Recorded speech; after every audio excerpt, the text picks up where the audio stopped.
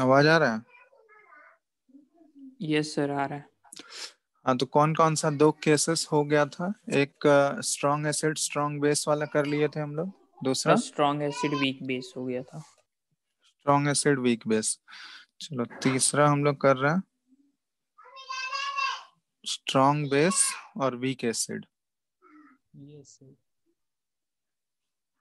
Weak acid, तो इसमें एक एग्जांपल ले लेते हैं। वीक एसिड का हम लोग लेते हैं एसिटिक एसिड, एक वीक एसिड है।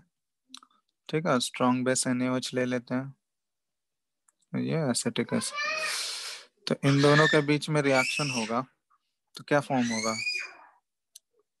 CH3COH plus NaOH। क्या प्रोडक्ट बनेगा? सॉल्ट प्लस वाटर, CH3CONA और प्लस सोडियम H2O। एसीटेट और H2O। तो यहाँ देखो, ये CH3COH एक वीक बेस है, सॉरी वीक एसिड है, तो ये पार्शियली आयनाइज होगा। पार्शियली आयनाइज होकर यहाँ पे एक इक्विलिब्रियम मेंटेन होगा इन दोनों के बीच में। और NaOH क्या है? ये तो स्ट्रॉन्ग बेस है, तो ये जो भी ड्रॉप डालोगे ऊपर से वो पूरा पूरा अपने आयंस में ब्रेक होगा। अब यहाँ CH3COH एसिटिक एसिड से भी अच्छा इलेक्ट्रोलाइट कौन सा होगा? ये सॉल्ट होगा, CH3CONA वाला होगा ना। Yes sir. ये सॉल्ट है तो ये पूरा पूरा डिसोसिएट करेगा और ये CH3CO माइनस और Na प्लस बनाएगा। अब यहाँ पे ग्राफ हमको प्लॉट करना है, तो ये सारे रिएक्शंस यहाँ पे हो रहे होंगे। तो अब ग्राफ हम लोग को किसके किसके बीच में प्लॉट करते हैं? Molar conductivity versus volume of titrant. तो यहाँ पे टाइट्रेंट क्या है? बेस। बेस है सर, NOH। यहाँ मोलर कंडक्टिविटी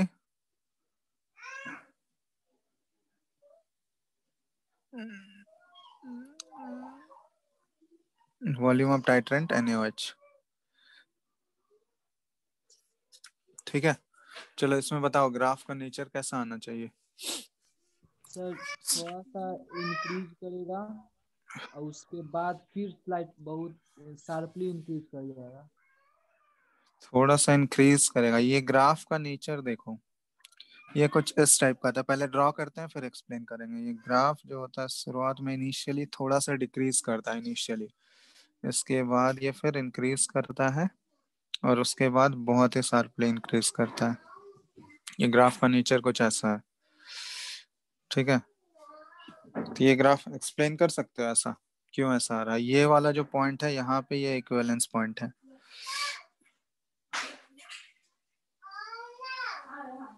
इक्विवेलेंस पॉइंट है। तो ये जो डिक्रीज हुआ है, ये जो थोड़ा सा यहाँ पे इनिशियली डिक्रीज हो रहा है, तो ये डिक्रीज किसकी वजह से हो रहा है बताओ? किसकी? Acetic acid common ion effect. हाँ, तो कॉमन आयन इफेक्ट होने की वजह से देखो, क्योंकि जैसे ही एक ड्रॉप तुम NaOH डाले ऊपर से, तो NaOH एक ड्रॉप तुम डाले, तो एक ड्रॉप डालने से क्या होगा? एक ड्रॉप डालने से इनिशियली बोला जा रहा है, ये सबसे शुरुआत वाला केस है। जब हम लोग इनिशियली एक ड्रॉप डालें तो वो तुरंत इसके साथ रिएक्ट करेगा CH3COH के साथ और ये बनाएगा। अब ये जैसे ही सॉल्ट बना लिया, अब सॉल्ट कंप्लीटली ब्रेक डाउन हो जाएगा इसका ये एसिटेट आयन और Na प्लस में। अब ये एसिटेट आयन और ये एसिटिक एसिड ये देखो इक्विलिब्रियम में है, तो यहाँ पे कॉमन आयन इफेक्ट होने की वजह से क्या होगा? इनिशियली जो होगा ये रिएक्शन किस डायरेक्शन में शिफ्ट होने लगेगा? इसका इक्विलिब्रियम वाला रिएक्शन पीछे बैकवर्ड। बैकवर्ड जाने लगेगा। तो बैकवर्ड अगर जाएगा तो ये जो H प्लस यहाँ से आ रहा था, अब वो H प्लस क्या हो जाएगा? इनिशियली तो डिक्रीज होगा ना। Yes sir. तो ये जो शुरुआत में ये जो कंडक्टिविटी घट रहा है ना, क्योंकि H प्लस का कंडक्टिविटी सबसे ज्यादा होता है सारे आयंस में, H प्लस का कंडक्टिविटी सबसे ज्यादा हो रहा है। तो ये रिएक्शन अगर इक्विलिब्रियम बैकवर्ड डायरेक्शन में शिफ्ट हो रहा है, इसका मतलब क्या हुआ कि H प्लस का कंसेंट्रेशन घट रहा है, और H प्लस का कंसेंट्रेशन अगर घटेगा तो कंडक्टिविटी डिक्रीज करेगा। तो ये इनिशियली जो डिक्रीज हो रहा है ये ड्यू टू डिक्रीज ऑफ क्या है? H प्लस की वजह से। ठीक है, ये जो डिक्रीज हो रहा है H+ के डिक्रीज की वजह से।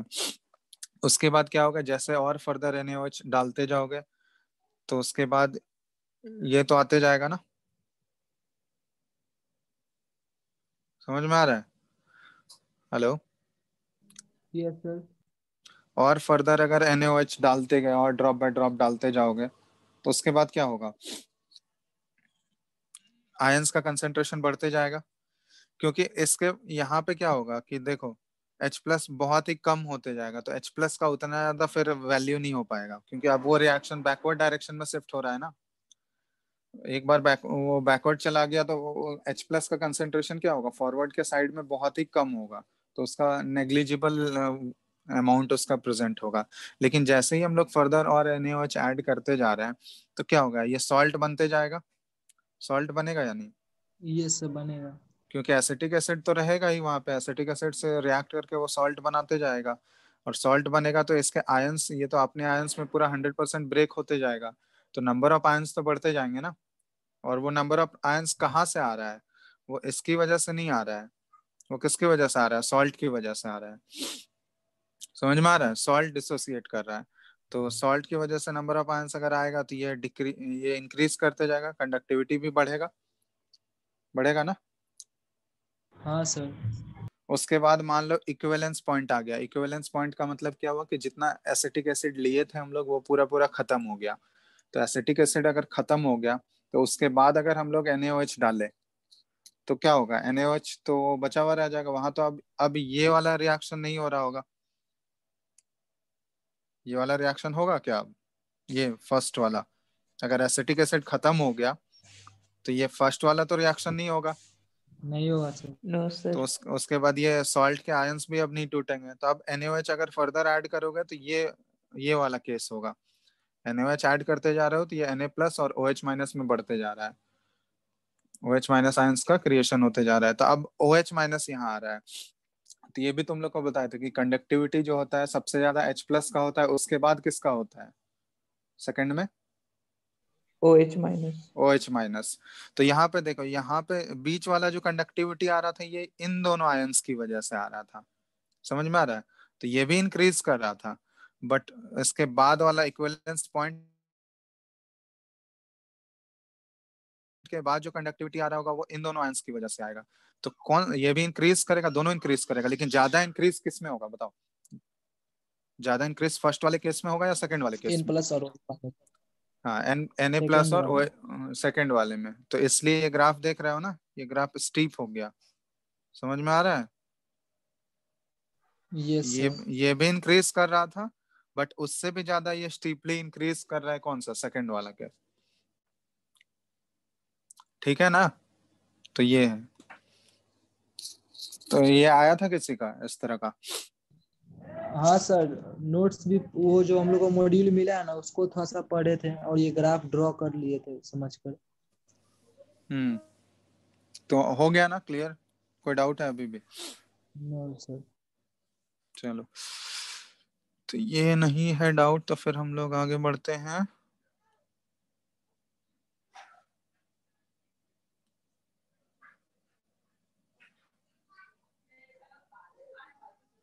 रुको एक मिनट, बढ़ क्यों नहीं रहा?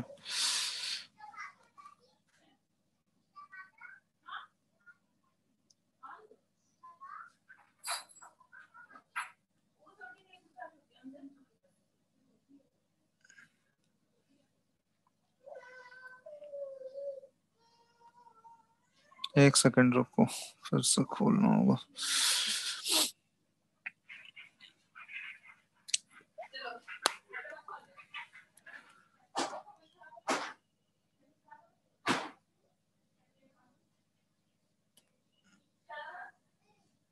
आवाज आ रहा है क्या? Yes sir. हम्म। तो सेकंड वाला जो केस है हम लोगों का, नेक्स्ट ये लास्ट वाला जो बचा हुआ है, कौन सा बचा हुआ है? Case of weak base weak acid. Weak acid versus weak base. तो वीक एसिड में हम लोग ले लिए CH3COH, और वीक बेस में ले लिए NH4OH। ठीक है, अब यहाँ पे देखो, अब ये दोनों वीक हैं, तो दोनों कंपोनेंट वीक हैं, तो यहाँ पे दोनों अब इक्विलिब्रियम में रहेगा। सी, ये होगा CH3CO- और ये H+, और ये भी NH4OH, ये भी NH4+ और OH-। और ये दोनों आपस में भी रिएक्ट करके क्या बनाएगा, CH3COH और ये NH4OH, salt. Acid plus base का रिएक्शन होगा ना, तो एसिड प्लस बेस का रिएक्शन से क्या बनाएगा ये, CH3 NH। अमोनियम एसिटेट, यही है ना। यस और सर। अमोनियम एसिटेट क्या होगा आपस में, अमोनियम एसिटेट ये इन दोनों से तो अच्छा इलेक्ट्रोलाइट है, क्योंकि ये सॉल्ट है, तो अच्छा इलेक्ट्रोलाइट है, तो ये अपने आयंस में ब्रेक होगा, CH3CO- और NH4+। तो अब देखो, अब ये जैसे ही एक ड्रॉप NH4OH डाले, ये रिएक्शन होगा, ये अपने आयंस में टूटेगा, तो दोनों में अब कॉमन आयन इफेक्ट लग जाएगा। तुम्हारा वीक एसिड में भी कॉमन आयन इफेक्ट लग जाएगा और वीक बेस में भी कॉमन आयन इफेक्ट लग जाएगा। दिख रहा है, समझ आया कि नहीं। हाँ सर, वीक एसिड में भी लगेगा। क्योंकि दोनों प्रोड्यूस हो रहा है ना, एक CH3 एसिटेट आयन भी प्रोड्यूस हो रहा है और अमोनियम आयन भी प्रोड्यूस हो रहा है, तो दोनों में कॉमन आयन इफेक्ट लग जाएगा। तो इनिशियली तो दोनों का रिएक्शन किधर जाएगा, बैकवर्ड जाएगा। Yes sir. तो इनिशियली H+ और OH- दोनों का कंसेंट्रेशन कम होगा, तो दोनों का कंसेंट्रेशन कम होगा, इसका मतलब कंडक्टिविटी भी इनिशियली क्या होगा, ये डिक्रीज करेगा। तो ये ग्राफ अगर हम लोग प्लॉट करें, मोलर कंडक्टिविटी और यहाँ पे वॉल्यूम, वॉल्यूम ऑफ टाइट्रेंट,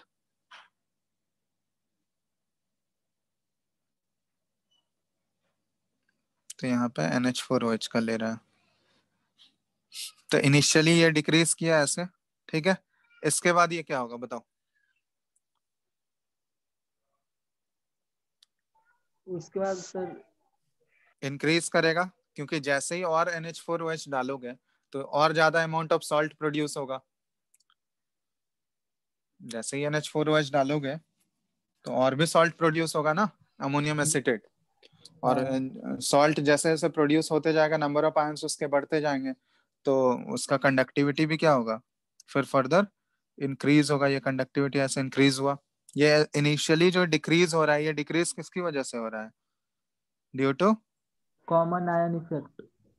हाँ, कॉमन आयन इफेक्ट होने की वजह से H+ का, मेन H+ से ही मतलब है, क्योंकि H+ का ही कंडक्टिविटी सबसे ज्यादा होता है, तो H+ अगर कम हो गया तो ये कंडक्टिविटी डिक्रीज हो जाएगा, तो due to decrease in H+।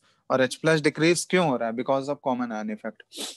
इसके बाद जैसे और फर्दर NH4OH हम लोग डाले, तो वो रिएक्शन होगा, सॉल्ट बनेगा, और सॉल्ट फर्दर अपने आयंस में टूटेगा, तो नंबर ऑफ आयंस बढ़ेंगे, तो नंबर ऑफ आयंस बढ़ेंगे, तो उसके बाद कंडक्टिविटी भी क्या होगा, बढ़ रहा है।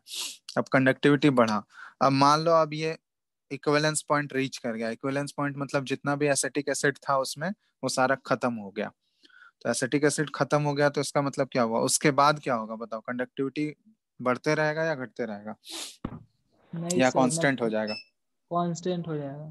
कांस्टेंट हो जाएगा, क्योंकि ये वीक बेस है।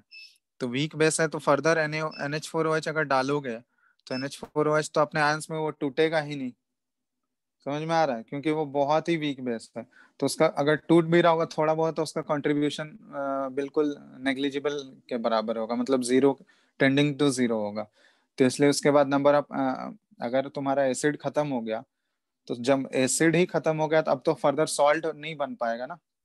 No sir. सॉल्ट नहीं बनेगा, तो सिर्फ बेस ही बचा हुआ है, और वो बेस हमको पता है कि बहुत ही वीक बेस है, तो उसका आयोनाइजेशन भी क्या होगा, बहुत ही वीक होगा, या नेग्लिजिबल आयोनाइजेशन होगा। तो इसलिए उसके बाद क्या हो गया, ये कांस्टेंट हो गया, नो डिसोसिएशन।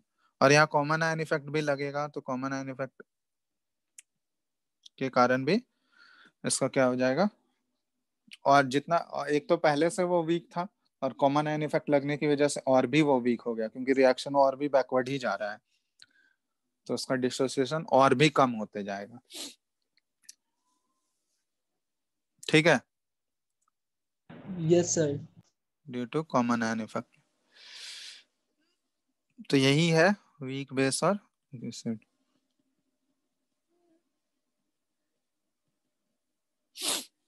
चलो, तो ये चारों ग्राफ्स हम लोग देख लिए। कोई डाउट है इसमें देखो, क्योंकि इम्पोर्टेंट है, ग्राफ से रिलेटेड क्वेश्चंस रहते हैं, इसलिए एक बार अच्छे से देख लो। इसमें अगर कुछ पूछना है तो बताओ।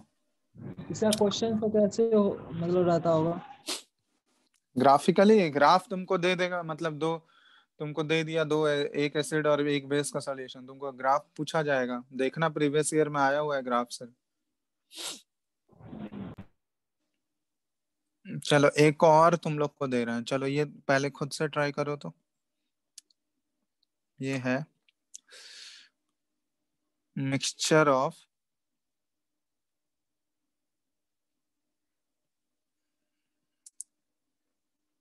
Strong and weak acids. ठीक है, एक मिक्सचर लिए एसिड्स का, एक स्ट्रॉन्ग है उसमें और एक वीक एसिड है, वर्सेस हम लोग कर रहे हैं। पहले वीक बेस, पहले स्ट्रॉन्ग बेस करो वर्सेस स्ट्रॉन्ग बेस, इसका ग्राफ प्लॉट करो। यहाँ पे एग्जांपल ले लेना। वीक स्ट्रॉन्ग एसिड में ले लोगे HCl, वीक एसिड में ले लोगे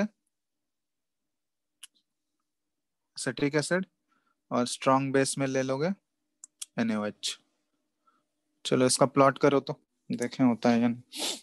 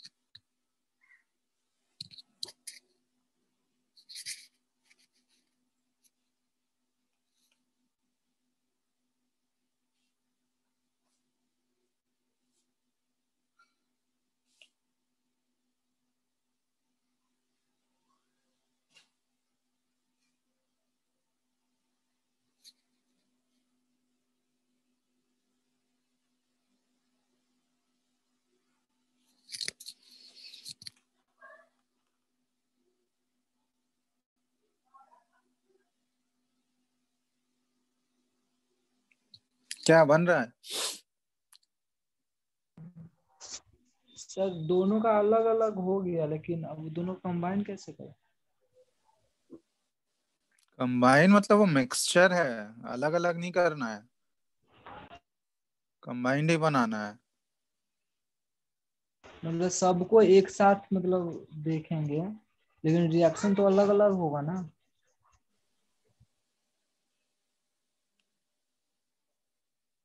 अलग अलग क्या होगा, उसी कंटेनर में हो रहा होगा ना रिएक्शन। हाँ सर, वही वही उसी कंटेनर में होगा। हाँ तो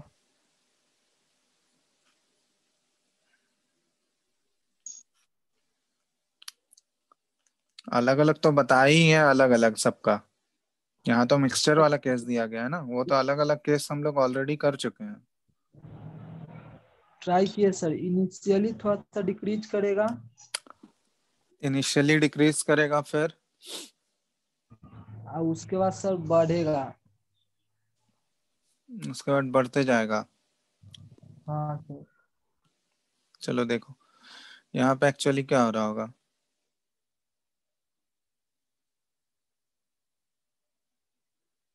CH3COH, दो एस, एक एसिड स्ट्रॉन्ग है और एक वीक है। ठीक है, तो ये जो HCl है ये तो पूरा पूरा टूट जाएगा।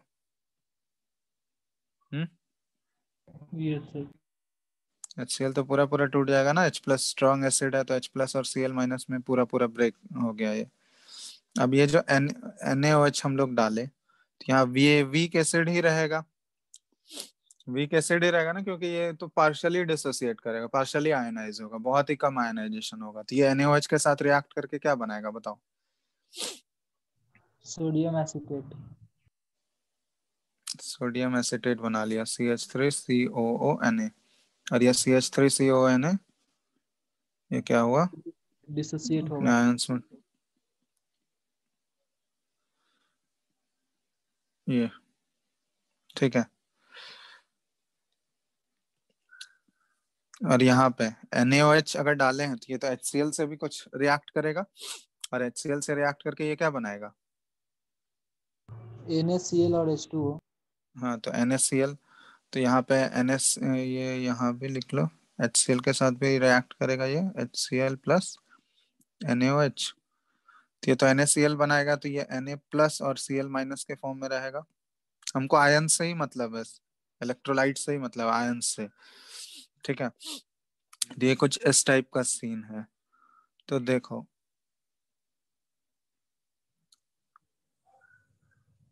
यहाँ पे हम लोग ड्रॉ कर रहे हैं, इधर मोलर कंडक्टिविटी ले रहे हैं और इधर वॉल्यूम ऑफ टाइट्रेंट मतलब बेस।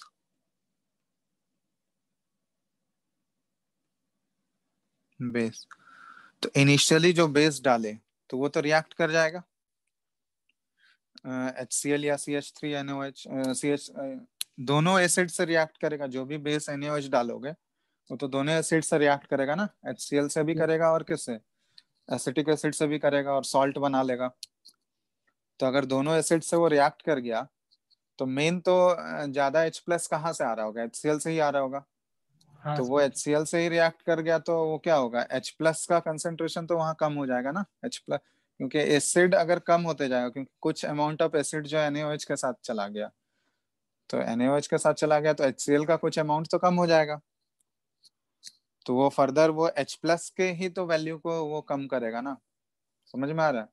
वो तो अपने अपने आयंस में टूट ही जाएंगे, सॉल्ट जो बनेगा वो तो अपने आयंस में टूटेगा, लेकिन वहां पे H प्लस जो होना चाहिए था, जितना जो एसिड से आना चाहिए था, वो उतना हो पाएगा क्या? डिक्रीज कर जाएगा। तो उतना नहीं हो पाएगा, तो H प्लस का कंसेंट्रेशन कम हो रहा है।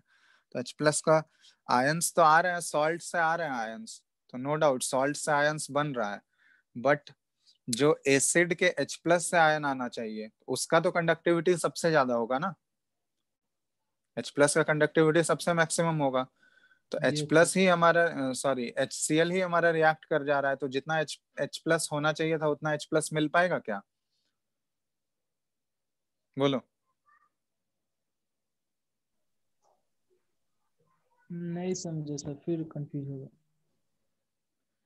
क्या कंफ्यूज हो रहे हो? जो भी सर H, हाँ, H प्लस तो सिर्फ HCl से आ रहा है ना, और एसिटिक एसिड से। तो जो एसिटिक एसिड के साथ जो आ रहा है वो तो फिर रह ही जा रहा है ना, वो कहाँ कंज्यूम हो रहा है। अरे उसमें कॉमन आयन इफेक्ट नहीं लगेगा? एसिटिक एसिड वाला जो इक्विलिब्रियम होगा, हाँ, उसमें कॉमन आयन इफेक्ट लगेगा। कॉमन आयन इफेक्ट लगने से और भी तो वो बैकवर्ड ही जाएगा रिएक्शन। हाँ समझ गया सर, समझ गया। तो यहाँ से भी H प्लस कम हो रहा है, और ये HCl NaOH ये दोनों का भी तो रिएक्शन हो जा रहा है, तो जितना ये पूरा पूरा 100% H प्लस दे देना चाहिए था, अब तो इसके साथ रिएक्ट करके ये NaCl बना लिया। Yes sir. तो उधर से भी जितना H प्लस आना चाहिए था उतना तो नहीं आ पाएगा ना, क्योंकि कुछ अमाउंट ऑफ HCl NaOH के साथ रिएक्ट कर गया और वो NaCl बना लिया। ठीक है, यस सर। तो H प्लस का कंसेंट्रेशन कम हो रहा है, तो H प्लस का कंसेंट्रेशन अगर कम होगा तो कंडक्टिविटी क्या होगा? डिक्रीज करेगा। डिक्रीज करेगा। तो यहाँ पे दो इक्विवेलेंस पॉइंट आएगा, ठीक है। एक इक्विवेलेंस पॉइंट की एक एसिड, मान लो ये एक एसिड वाला है, पहले HCl वाला है, ठीक है, क्योंकि NaOH शुरुआत में HCl के साथ ही रिएक्ट करेगा, स्ट्रॉन्ग एसिड और स्ट्रॉन्ग बेस वाला। तो ये मान लेते हैं HCl वाला पहले ये इक्विवेलेंस पॉइंट यहाँ पे पहुंच गया। यहाँ पे मतलब हम लोग ये जो है HCl के लिए ड्रॉ किया कि HCl यहाँ पे रिएक्ट कर गया। तो HCl रिएक्ट करके ये क्या हो गया, पूरा पूरा खत्म हो गया, ठीक है। अब उसमें क्या बचा हुआ है बताओ, अगर HCl पूरा पूरा खत्म हो गया यहाँ पे, तो अब क्या बचा हुआ है, एसिटिक एसिड। एसिटिक एसिड बचा हुआ है। अब एसिटिक एसिड में तुम NaOH डालोगे तो क्या होगा, वहां पे कंडक्टिविटी बढ़ेगा या घटेगा बताओ।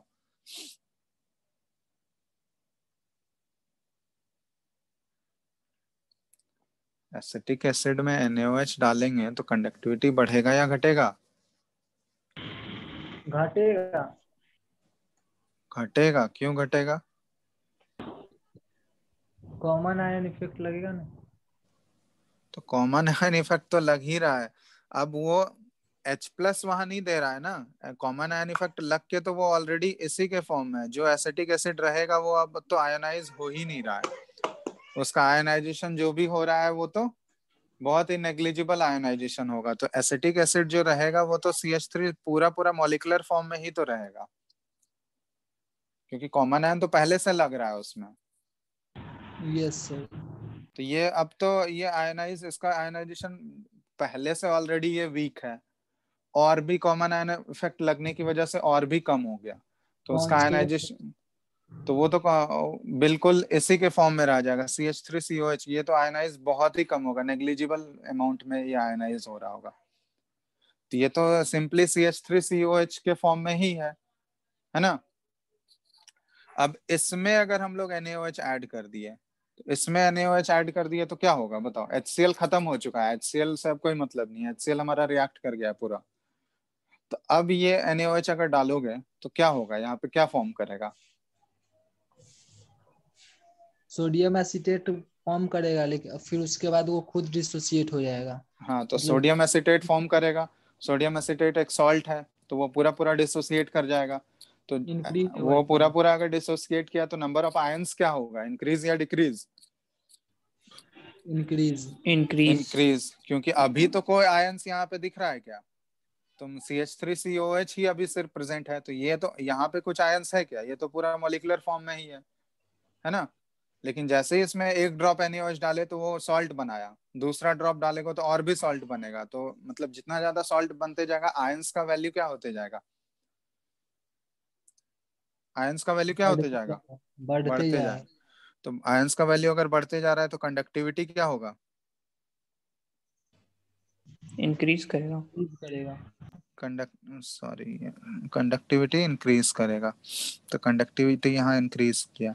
अब कंडक्टिविटी इंक्रीज किया, ये थोड़ा सा स्टीप ऐसे जाएगा, ठीक है, थोड़ा सा इसको स्लोप ऐसे इंक्रीज कर रहा होगा। अब मान लो सेकंड इक्विवेलेंस पॉइंट आ गया हमारा, मतलब एसिटिक एसिड भी खत्म हो गया। यहाँ पे सिर्फ एसिटिक एसिड था, अब ये एसिटिक एसिड भी खत्म हो गया। अब NaOH अगर ऐड करोगे तो फिर क्या होगा बताओ। एसिटिक एसिड और HCl दोनों खत्म हो गया है, अब हम लोग NaOH ऐड किए तो फिर क्या होगा, फिर इंक्रीज करेगा फिर बढ़ेगा, हम लोग ज्यादा इंक्रीज करेगा। विथ OH ज्यादा। Greater slope. हाँ, तो ये स्लोप ज्यादा हो जाएगा, ठीक है। तो फिर इंक्रीज किया NaOH, तो ये ड्यू टू किसकी वजह से इंक्रीज कर रहा है, NaOH, क्योंकि NaOH तो पूरा पूरा टूट जाएगा। NaOH पूरा पूरा टूट जाएगा तो ज्यादा स्लोप इंक्रीज होगा। अब यहीं पे अगर मान लो एक हम लोग वीक बेस ले लेते हैं, NH4OH ले लेते हैं, तो फिर क्या होता बताओ तो। क्या सर। यहाँ पे अगर वीक बेस ले लेते हैं NH4OH, तो इस केस में क्या होता बताओ।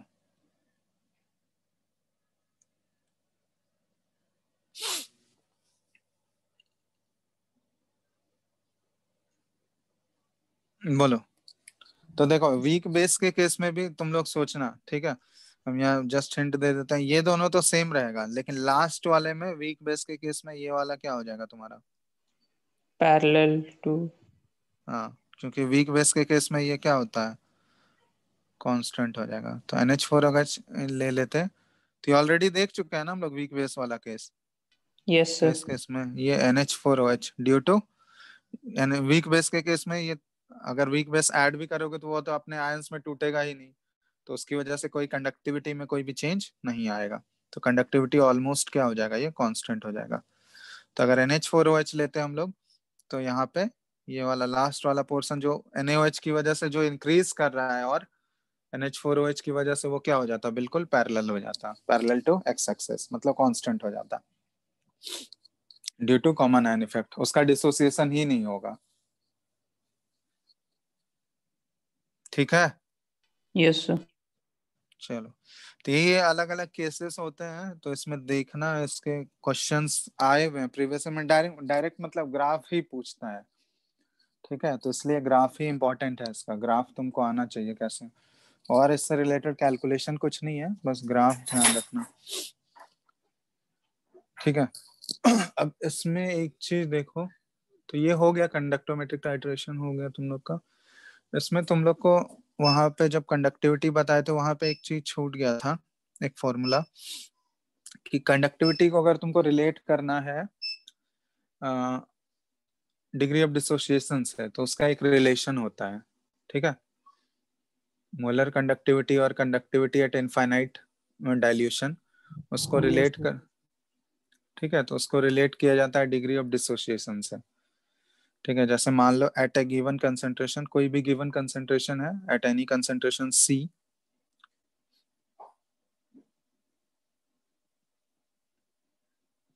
क्योंकि अल्फा का वैल्यू किस केस में आएगा, वीक इलेक्ट्रोलाइट के केस में ही आएगा हमारा, क्योंकि स्ट्रॉन्ग इलेक्ट्रोलाइट में तो अल्फा का बात करते नहीं है हम लोग, क्योंकि स्ट्रॉन्ग इलेक्ट्रोलाइट 100% डिसोसिएट होता है।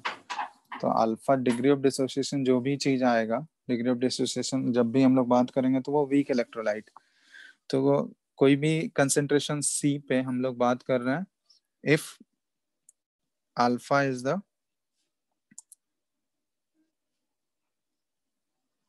degree of dissociation for a weak electrolyte,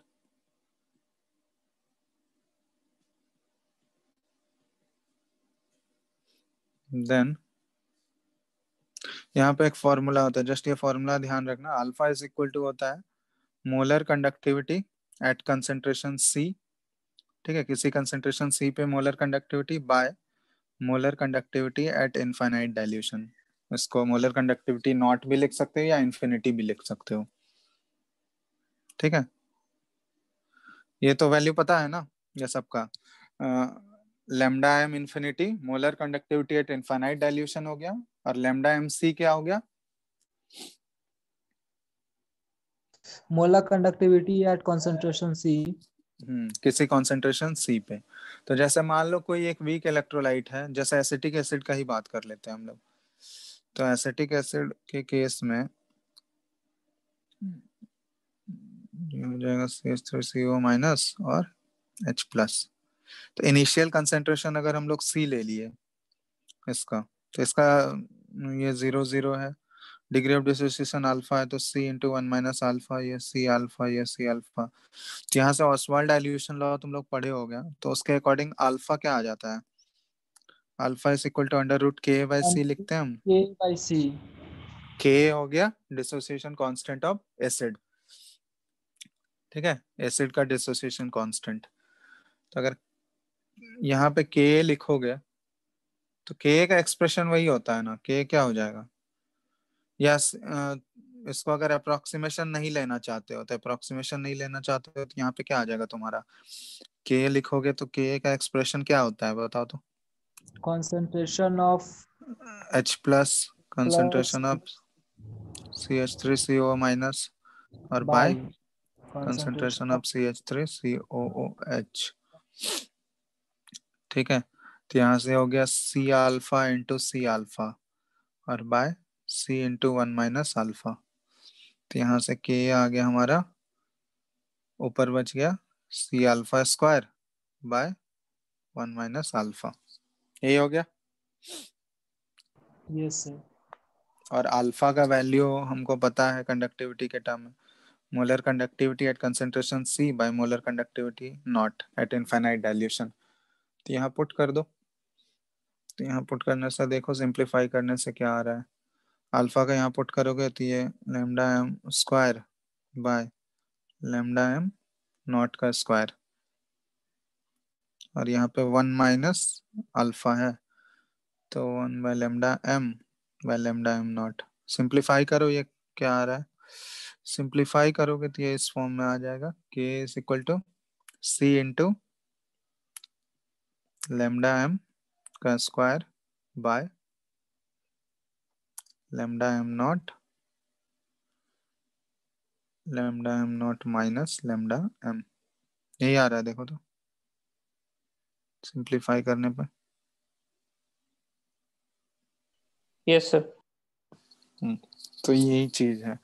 तो इससे रिलेटेड एक इस टाइप का जैसे क्वेश्चन भी कर ही लो, सिंपल है बस, इसमें कुछ है नहीं, फॉर्मूला था बस, ये छूट गया था तो बता दिया।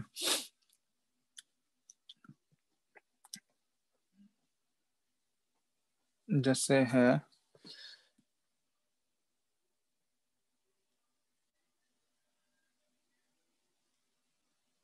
क्वेश्चन कि the conductivity of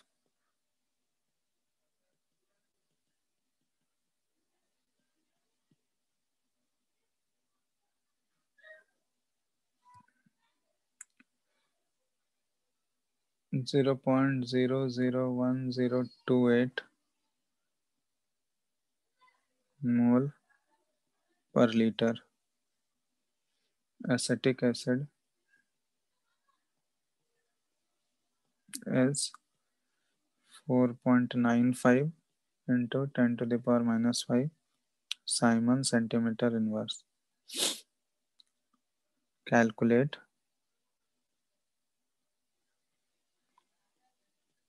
its dissociation constant if lambda m naught for acetic acid is 390.5 Simon centimeter square mole inverse. ठीक है, करो।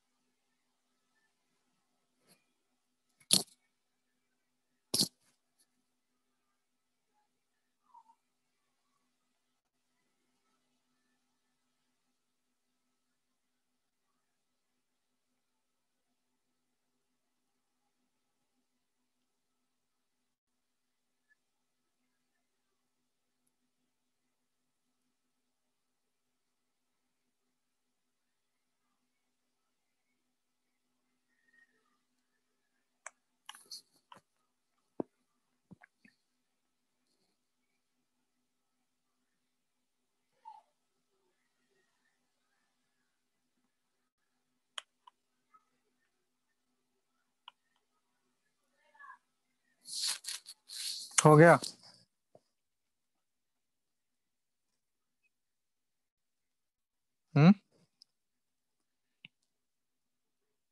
Hello hello. Yes sir. क्या कर रहे हो, इतना टाइम क्यों लगा रहे हो? सर कैलकुलेशन, मतलब हाँ तो कैलकुलेशन था कैलकुलेशन है तो हम्म,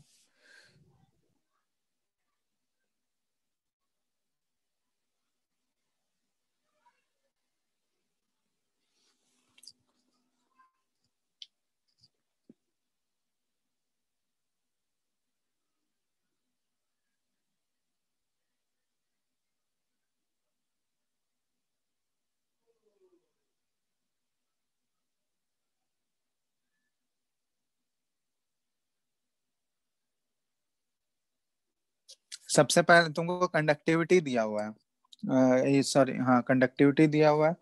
तुमको अल्फा निकालने के लिए क्या क्या चाहिए? मोलर कंडक्टिविटी चाहिए। तुमको मोलर कंडक्टिविटी नहीं दिया है यहाँ पे। मोलर कंडक्टिविटी एट कंसेंट्रेशन सी दिया हुआ है क्या? नहीं दिया हुआ है, उसका सिर्फ कंडक्टिविटी दिया हुआ है। तो मोलर कंडक्टिविटी कैसे निकालते हैं? 1 मोल का निकाल देते फॉर्मूला तो हैं। बताया गया है ना तुम लोगों को। Kappa into 1000 by molarity. Yes sir.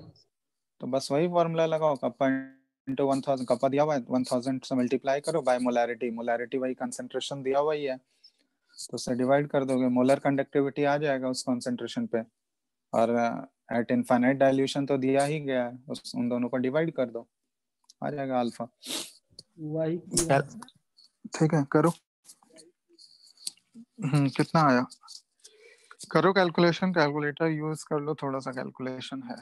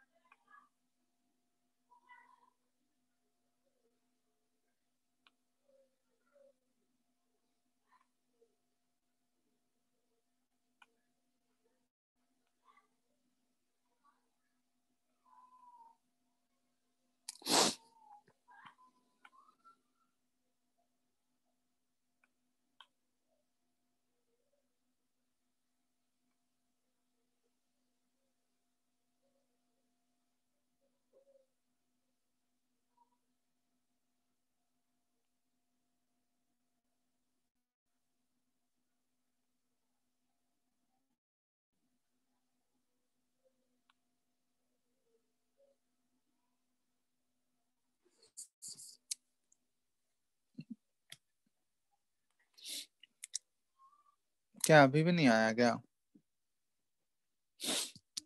हो गया सर।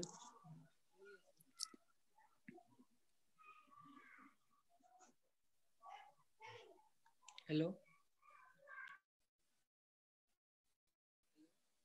कितना आया? 0.12। कितना आया? आवाज नहीं जा रहा सर, बोल रहे हैं 0.12। एक सेकंड सर, मेरा माइक।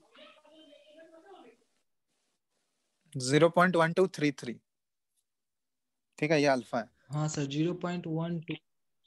ठीक है। यहाँ पे अगर तुमसे के भी पूछा जाता तो के भी निकाल सकते थे, ऊपर ऑलरेडी फॉर्मूला हम लोग लिख चुके हैं, C alpha square by 1 - alpha. Alpha निकाल चुके हैं तो के निकाल सकते थे ना हम लोग। Yes sir. तो यहाँ पे अल्फा का वैल्यू पुट करते हैं, सी का दिया हुआ ही है, तो यहाँ से के भी निकाल सकते थे। ठीक है, तो ये हो गया। अब कल एक कौन क्वेश्चन पूछा था, बन गया वो? सॉल्युबिलिटी वाला सर हाँ नहीं बना है सर। तो वो क्या है उसमें, तो आसान है, वो तो बता चुके हैं। सॉलिबिलिटी मतलब क्या हुआ कि मोलर सॉलिबिलिटी की बात कर रहे हैं, तो सॉलिबिलिटी और ये मोलर सॉलिबिलिटी क्या होता है, जो कॉन्सेंट्रेशन होता है वही तो मोलर सॉलिबिलिटी होता है। तो यहाँ पे क्वेश्चन पढ़ो तुम, क्या दिया गया है। कंडक्टिविटी ऑफ AgCl दिया गया है, क्वेश्चन है ये, तुम लोग ट्राई करो तो।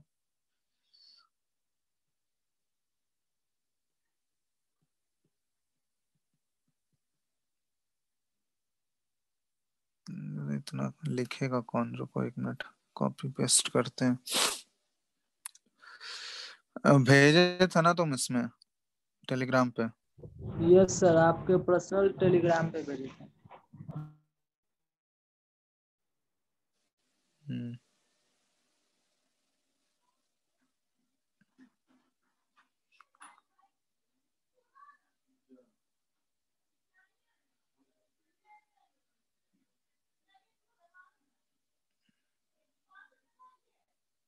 अरे फोटो नहीं आ रहा। वहीं से हम लोग देख लिए सर, टेलीग्राम ऐप खोल दीजिए ना। देखो ऐसे, क्वेश्चन नंबर 42 है,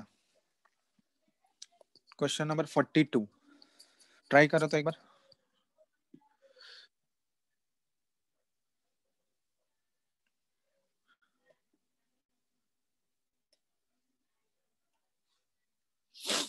दिख रहा है ना सबको क्वेश्चन? दिख रहा है सर।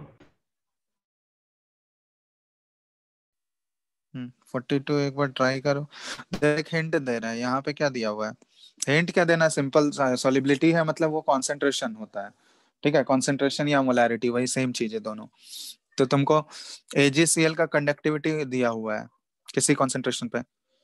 AgCl का डायरेक्ट कंडक्टिविटी दिया हुआ है तुमको, और ionic conductance of Ag plus and Cl minus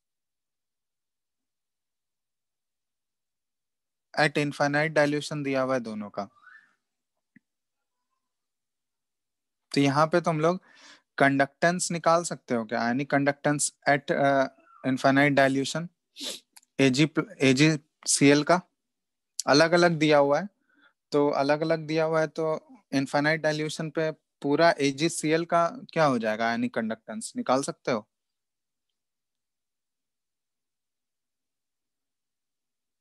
बोलो।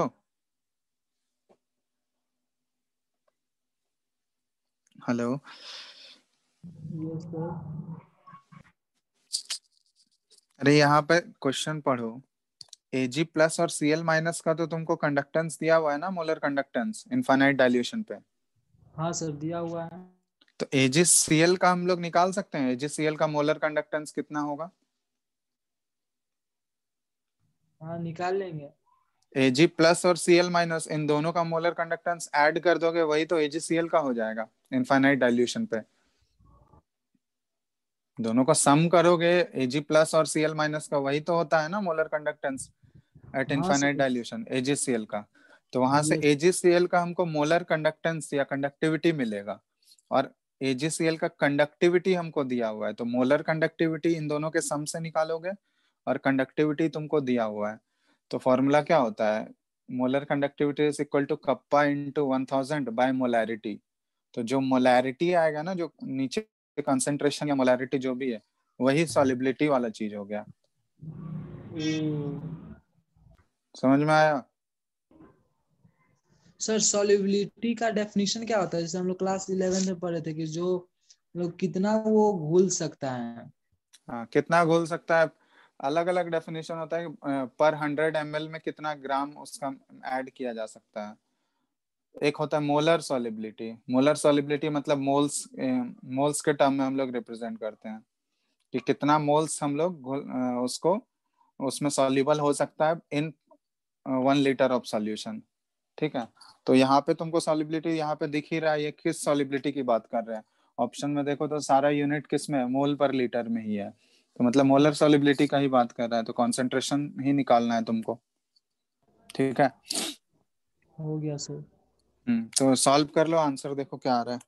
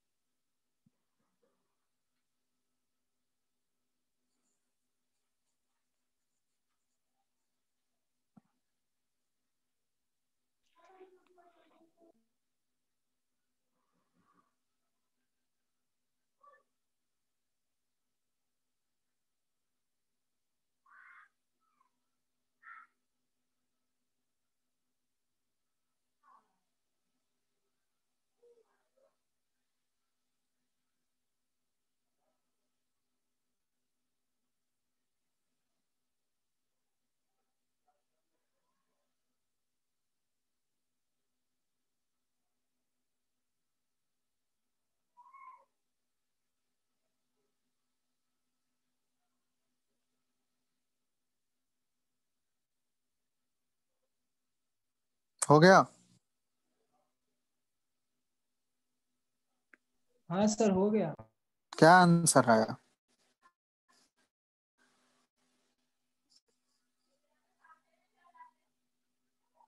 आंसर क्या आया बताओ, कौन सा ऑप्शन है?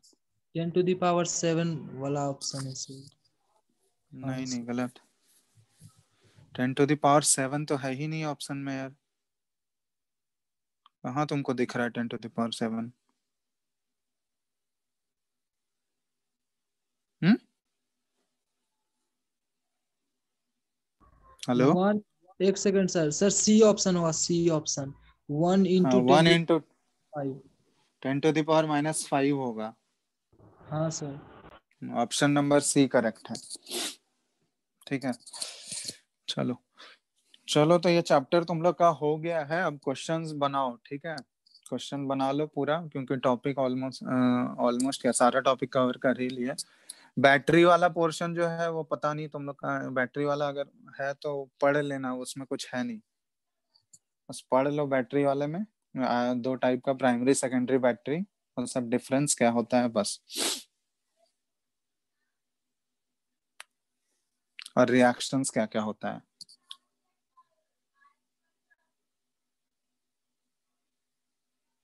ठीक है। Yes sir.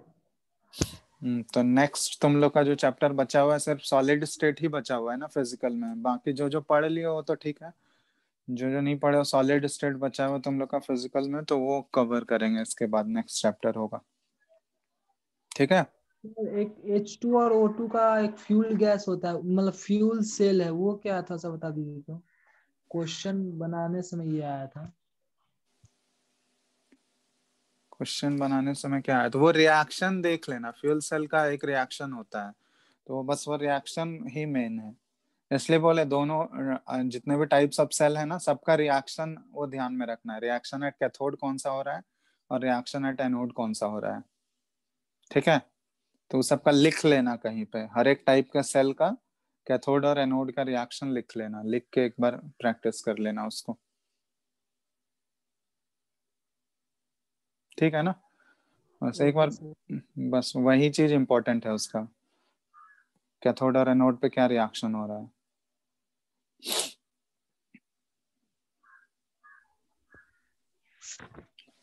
चलो तो हो गया ये चैप्टर। तो तुम लोग का नेक्स्ट कौन सॉलिड स्टेट कौन कौन नहीं पढ़ा है इसमें, कितने लोगों को पढ़ना है? सर हम नहीं पढ़े हैं। और बाकी लोग सबका हो गया सॉलिड स्टेट? नहीं सर, हम लोग का भी नहीं हुआ। हाँ ठीक है, तो next next chapter solid state ही स्टार्ट करेंगे तुम लोग का। ठीक है। Yes sir. चलो चलो, फिर तो एंड कर रहे हैं, ये चैप्टर हो गया खत्म। Thank you sir. चलो thank you thank sir. You.